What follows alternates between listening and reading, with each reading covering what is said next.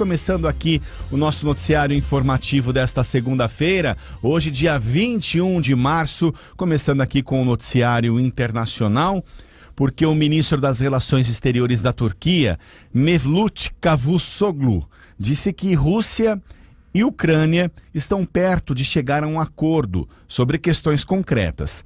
Cavusoglu participou de uma rodada de negociações entre os países, que aconteceu na cidade de Antalya, na Turquia. Na semana passada, o ministro viajou aos dois países para conversar com seus homólogos, Sergei Lavrov, da Rússia, e o Dmitry Kuleba, da Ucrânia. A declaração foi dada ao jornal turco Hurriyet. Estamos trabalhando primeiro por um cessar-fogo humanitário e depois por um cessar-fogo permanente. Esta semana encontrei-me com os meus homólogos da Rússia e na Ucrânia. Sei que as partes ainda estão negociando algumas questões concretas, disse ao veículo. E completou: vemos que as partes estão perto de concordar em questões fundamentais.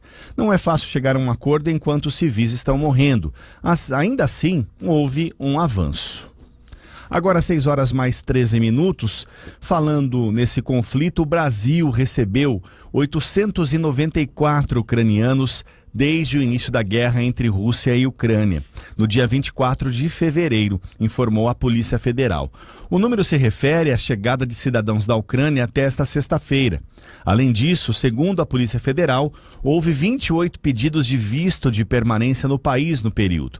O número é bem menor porque, pelas regras em vigor atualmente, cidadãos da Ucrânia podem passar até 90 dias aqui no país sem a necessidade de um visto. Olha, é bizarro. Uma portaria publicada pelo governo federal no último dia 3 autorizou a concessão de visto humanitário a cidadãos ucranianos em busca de refúgio, algo que também já foi oferecido aos haitianos, sírios e afegãos, por exemplo.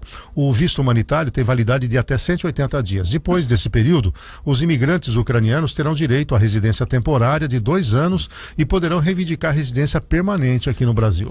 De acordo com a portaria, o visto temporário para acolhida humanitária terá validade de 180 dias e poderá ser concedido aos ucranianos e aos apátridas afetados ou deslocados pela situação de conflito armado na Ucrânia. O imigrante apátrida precisa indicar o processo de reconhecimento da condição de apátrida junto ao Ministério da Justiça e da Segurança Pública em até 90 dias após o ingresso em território nacional. Segundo a Organização das Nações Unidas, mais de 3 milhões de pessoas fugiram da Ucrânia desde que a guerra começou. Do total de refugiados, quase metade são crianças.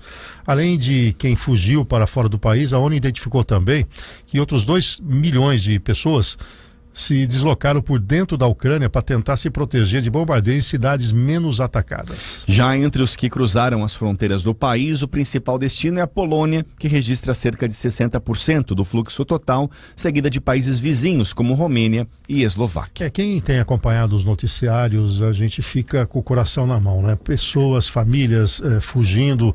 Ontem as emissoras de TV trouxeram imagens em loco, como a destruição está fazendo parte de um território que está sendo avançado agora pela Rússia, cada vez mais próximo da sede do país ucraniano. Famílias destruídas, corpos sendo colocados em valas comuns, pessoas buscando refúgio, ou seja, largando toda uma construção para trás. Vale lembrar que a Ucrânia se desvinculou da União Soviética há 35 anos, estava caminhando com as suas pernas próprias, tinha vida própria, as famílias se reposicionando nesse período todo. Os jovens de hoje sequer têm a memória dessa Guerra Fria. Então, são consequências, a gente pode no mínimo lamentar, e a gente espera que esse cessar-fogo que foi colocado pelo representante turco efetivamente possa ser realidade daqui para frente. Não dá mais para aceitar a continuidade dessa guerra.